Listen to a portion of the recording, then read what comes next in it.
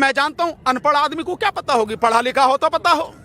अगर पढ़े लिखे प्रधानमंत्री होते तो जो आपसी सहमति वाली बात है जो कल उन्होंने कही कि किसान जब चाहे एग्रीमेंट से बाहर हो सकता है, प्रधानमंत्री जी मैं बता रहा हूं, आपके लॉ मिनिस्टर है ना रविशंकर प्रसाद, जरा उनके सामने कानून की किताब रख के उनको कहना बता यार क्या है इसमें। उसकी धारा 11 में लिखा है प्रभु कि इसमें इस एग्रीमेंट को केवल आपसी सहमति से ही बदला जा सकता है या उसे खत्म किया जा सकता है, किसान नहीं कर सकता अकेले, ना व्यापारी कर सकते। रविशंकर प्रसाद ये भी कह रहे हैं कि किसानों के अलावा अगर कोई दूसरा आंदोलन जाएगा तो उसके ऊपर कानूनी कार्रवाई कर लो ना, हम करें सीना ठोक के करके लगाओ धारा, तुम्हें पता है। अरे होने से क्या फर्क पड़ता है यार, मैदान जंग में है यार, इनसे कौन घबराता है। 1998 में मेरे पास मुकदमा, मेरे खिलाफ मुकदमा हुआ 21 साथियों के खिलाफ, 5 साल बाद सरकार ने वापस ले लिया। इससे क्या फर्क पड़ता है? क्या इस मुकदमे के डर से हमें वकीलों को डराओगे? तुम्हें शर्म आनी चाहिए। वकील अगर डर गया तो फिर कैसे काम चलेगा? जितना तुम में दम हो, आपके माध्यम से चेतावनी दे रहा हूं, प्रधानमंत्री जी तुम में, तुम्हारे लॉ मिनिस्टर में, तुम्हारे गृह मंत्री में जितना दम हो उतनी कोशिश कर लो, जितने चाहो मुकदमे लगा दो, लेकिन तुम हमें इस आंदोलन का हिस्सा बनने से, इस आंदोलन में संघर्ष करने से, अपने साथियों के साथ खड़े होने से नहीं रोक सकते। हम जीवन के अंतिम सांस तक लड़ेंगे।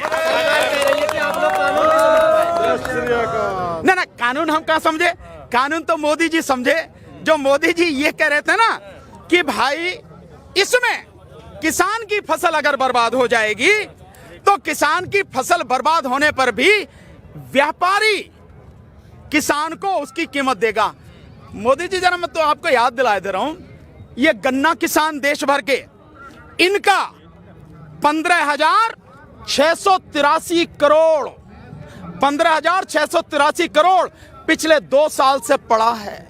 इसमें 12,000 करोड़ पिछले सालों का है, बकाया अब का नए साल का।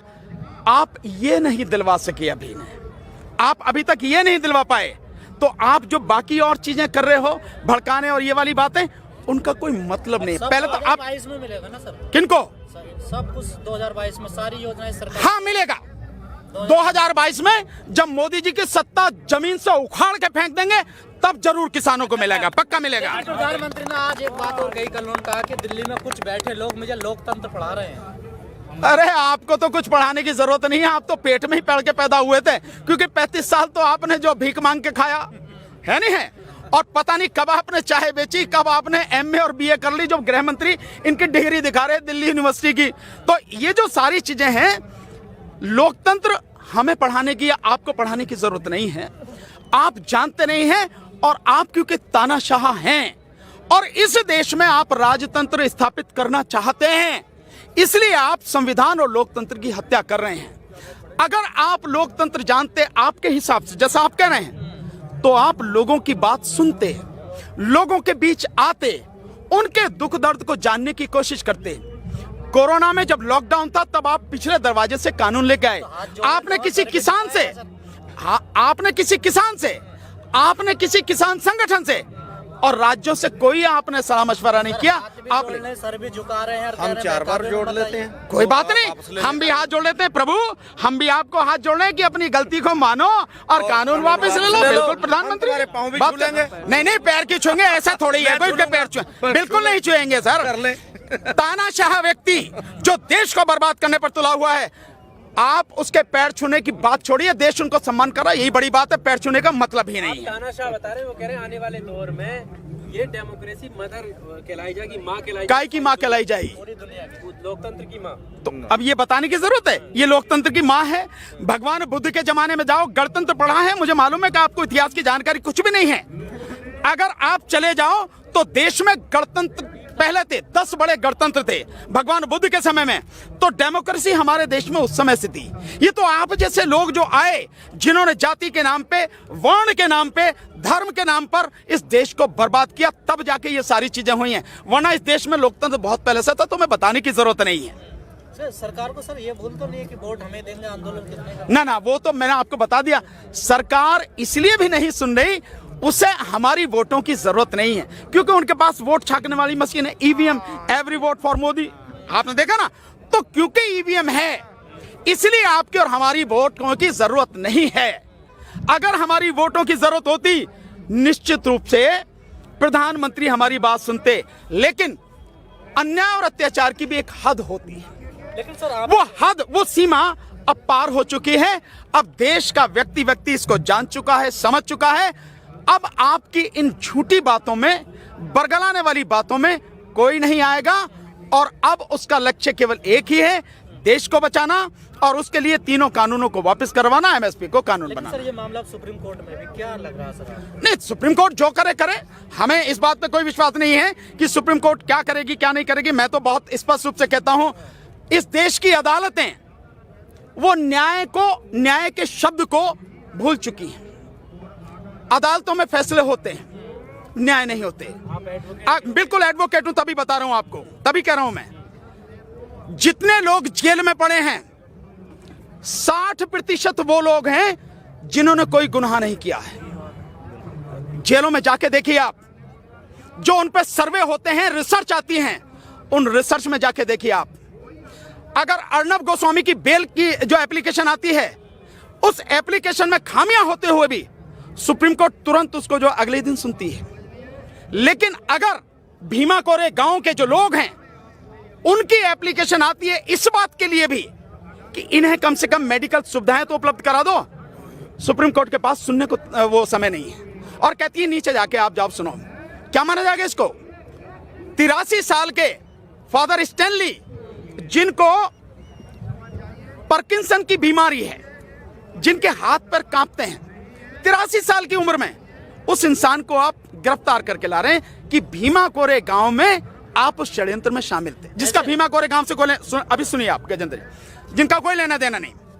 जो वरवरा राव हैं, तमिल कवि, वो 82 साल की उनकी उम्र है, खाट में पड़े हैं, चल भी नहीं सकते हैं, आप उनको जेल में बंद करके रखे हुए हैं। जो एक बहुत बड़ी वकील रही हैं, सुधा भारद्वाज, विदेशों में पढ़ के आई, लेकिन छत्तीसगढ़ जैसे आदिवासी इलाके में जाके उन्होंने आदिवासियों के लिए काम किया। और आपको ध्यान होगा 2012 में एक वहां पर कांड हुआ था जिसमें तकरीबन 15 आदिवासियों को मार दिया था फोर्स ने।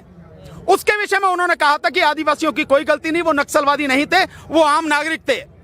जिसके विषय में मध्य प्रदेश हाईकोर्ट के एक जज गुप्ता जी, जिनको एक कमीशन जो था, उस कमीशन का उनको चेयरमैन बनाया गया, और अभी 1 साल पहले हुई होगी मुश्किल से, उन्होंने वो रिपोर्ट दाखिल करी और उसमें उन्होंने वही कहा है जो सुधा भारद्वाज जी ने कहा था। ये लोग कोई नक्सली नहीं थे, महिलाएं भी थी, बच्चे थे, बेगुनाह लोग थे, आम आदमी थे, जिनको फोर्स वालों ने मार दिया। उन्हीं सुधा भारद्वाज को केवल वो आवाज उठाती, इसलिए बंद कर रखा आपने। लेकिन आनंद तेल तुमड़े साहब, जो इतने बड़े विद्वान हैं, 35 किताबें जिन्होंने लिखी हैं, दुनिया की अलग अलग यूनिवर्सिटियों में जिन्होंने पढ़ाया है, आप उनको बंद करें। उनकी चीजें सुनने के लिए आपके पास समय नहीं है। उनकी बेल एप्लीकेशन, उनकी कोई एप्लीकेशन आप सुनने का टाइम नहीं है। लेकिन वो आदमी जो इस देश में दंगा करवाने के लिए जी तोड़ कोशिश कर रहा है, आर भारत का जो मालिक है अर्नब गोस्वामी, आपको उसकी बेल एप्लीकेशन सुनने के लिए टाइम है आप, और उसे आप तुरंत बेल दे रहे हैं। और आप कह रहे हैं कि किसी को अगर अच्छा नहीं लगता इसको चैनल मत देखो, तो भाई हम जो कर रहे हैं मत देखो। आप जो हमारे बात कह रहे हैं, अगर आपको बुरी लग रही है मत सुनो, आप मत देखो। आप ये समझना पड़ेगा अदालतों को कोई आप वो कर क्या रहे हैं। मैं वकील हूं इसीलिए बता रहा हूं, और मैं बहुत सी चीजें आपको बता सकता हूं, और उसके सबूत भी आपको आप ही के माध्यम से आपको रिकॉर्ड भी करवा सकता हूं। अदालतें केवल नाम की रह गई हैं।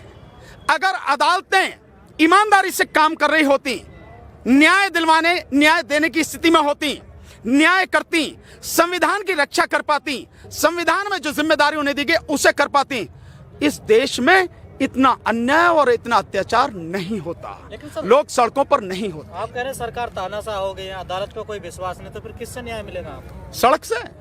मैंने तो पहले भी कहा था, जब सरकार ही तानाशाह हो जाए, सारे जो संवैधानिक संस्थान हैं सरकार के गुलाम हो जाएं, और अदालतों से भी न्याय ना मिले, तो केवल एक ही रास्ता है, जन आंदोलन, सड़क का रास्ता। और जन आंदोलन शुरू हो चुका है, जनता सड़क पर है, किसान इस आंदोलन को लीड कर रहे हैं। लड़ाई सबकी है, पर लीड वो कर रहे हैं, सबके लिए लड़ रहे हैं। इसी से ये गंदगी साफ होगी, और अब के जब साफ होगी तो पूरी ही गंदगी साफ होगी। सरकार कह रही 20 राज्य के किसान हमारे साथ हैं, लिखित में लेटर। मैंने कितने राज्य गिनाए अभी थोड़ी देर पहले आपको? गिने ना आपने? कौन गिना रहे हैं? तो सरकार ये बतावे कि वहां के कौन कौन से किसान हैं, हम तो दिखा देंगे जो किसान बैठे हैं। कौन वीडियो कॉन्फ्रेंसिंग है? वीडियो कॉन्फ्रेंसिंग में आपको क्या पता कि कहां बैठी है? पता है आपको? आप बताओ, आप पत्रकार हो, उनके बताने की बात नहीं, मैं आपसे कह रहा हूं सरकार तो कुछ भी बताती है। सरकार तो ये भी कहती थी कि आमदनी दुगनी हो गई। छत्तीसगढ़ की एक महिला को लेके आए थे और पुण्य प्रसून वाजपेयी ने तुरंत ही उन्हें नंगा कर दिया था, वहां जाके पूछ लिया था, वो कह रही कोई आए दुगनी नहीं हुई। आ रहा नहीं आ रहा? सर बाबा रामदेव कह रहे हैं कि प्रधानमंत्री तो सुधारना चाह रहे हैं लेकिन टाइम लगेगा, धीरे धीरे। रामदेव से कहो पहले तू तो सुधर जा। तीसरे कारपोरेट रामदेव से बोलो, अबे तुझे जो है वो वहां से विदेशों से काला धन था, भूल गया? अब 7 साल से तुझे याद नहीं आ रहा काला धन? जब तो बड़ा जो है मैं तो घूमता फिरता है, जो कि 15 लाख आ जाएंगे खाते में, प्रधानमंत्री सब कह रहे हैं। हाँ अजय, अब तो एडवर्टाइजमेंट करता, विज्ञापन करता है। खेत का है वो जो आटा बेच रहा है। जी जी जी जी, रामदेव के देखिए, मैं नहीं, आप देखिए, मैं नहीं, आप सारी रिपोर्ट देखिए। लाला रामदेव के जितने भी प्रोडक्ट हैं 60% प्रोडक्ट आउट ऑफ डेट हैं, या जो पैमाना है उस पैमाने पर खरे नहीं उतरते हैं। ये रिसर्च बार बार आई है, एक बार नहीं कई बार। इस देश में धर्म के नाम पे अंधे लोगों की बहुत बड़ी संख्या है, और वो जो दुकानदारी कर रहा है वो धर्म के नाम पे कर रहा है। ये सबसे बड़ी दिक्कत है। इसलिए लोगों को सोचना है कि हमें धर्म के नाम पर गुमराह नहीं होना, हमें जो मुद्दे हैं उनकी बात करनी है। रामदेव से ये पूछो, स्वदेशी की बात कर रहा, जिस गाड़ी में घूमे कौन सी है वो? और तू दुनिया को दवाई बांटता फिरा। जब तुझे हार्ट अटैक हुआ या तेरे उसको हार्ट अटैक हुआ तो यही आया ना एम्स में, उसी से ठीक कर लेता है नहीं है? और जिस प्रधानमंत्री की बात कर रहा, प्रधानमंत्री जिस गाड़ी में चलते हैं, 9 गाड़ियों का जो काफला है, 9-10 का, एक गाड़ी की कीमत 3.5 करोड़ है, और विदेशी गाड़ी है BMW, विदेशी गाड़ी है। स्वदेशी की बात करते हो तो पहले उसमें चलो ना। स्वदेशी की बात करते हो और सिर्फ अपने घूमने के लिए प्रधानमंत्री 10,000 करोड़ का जहाज खरीद के ले आए, और इस 10,000 करोड़ में 10 रफेल आते, 10 रफेल, जो पूरे पाकिस्तान के लिए काफी थे। लेकिन एक प्रधानमंत्री अपने लिए 10,000 करोड़ का विमान लाता है, और वो स्वदेशी की बात कर रहे हैं। तो ये जो सारी चीजें हैं दुनिया समझती है, सब समझती है। हाथी के दांत दिखाने के कुछ और खाने के कुछ और।